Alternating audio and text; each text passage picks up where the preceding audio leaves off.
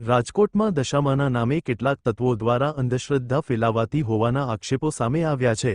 વિજ્ઞાન જાથા દ્વારા આ અંગે વિરોધ નોંધાવી લોકોને અંધશ્રદ્ધાથી દૂર રહેવા અપીલ કરવામાં આવી છે। અહેવાલ સંજય પોપટ।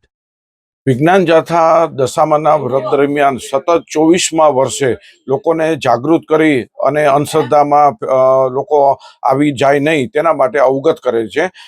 દશામાના 10 દિવસનો વ્રત દરમિયાન ભૂઈમાં છે, ચમત્કારો કરી મૂર્તિમાં દૂધ પીવે છે, ફળ ફ્રૂટની અંદર માતાજી દેખાય છે, તેના લાગે લોકોને એકઠા કરીને એક રીતે નાણાંનો એકઠા કરે છે। બીજું પત્રિકા વિતરણ કરી માતાજીનો ભય ખોફ બતાવી અને લોકોની પાસે બાધા ટેક રખાવી જમણવાર કરાવે છે, એવા અને કોલાહલ કરે ઉન્માદ કરતા જોવા મળે છે। પરિવારના સભ્યો અને અડોસ પડોશ પણ એનાથી ત્રાસી જાય છે અને વિજ્ઞાન જાથાને માહિતી કરે છે। ગઈકાલે ચમત્કારની ઘટના, દૂધ પીવાની ઘટના હતી, તે વિજ્ઞાન જાથાના માત્ર ને માત્ર ખાલી કાર્યકરને મોકલતા બંધ કરવી પડી અને માફી માગી લીધી હતી।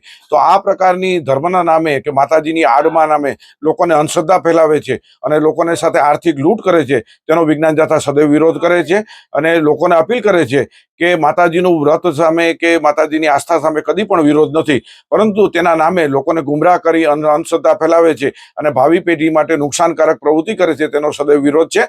અને વિજ્ઞાન જાથાએ આ ઝુંબેશના ભાગરૂપે 10 દિવસના જિલ્લાવાર કાર્યક્રમો રાખ્યા છે અને કોઈ પણ વ્યક્તિ છે અને આવી દશામાના નામે લૂંટ કરતા હોય કે અંધશ્રદ્ધા ફેલાવે તો વિજ્ઞાન જાથાને માહિતી પહોંચાડવા અપીલ કરવામાં આવે છે।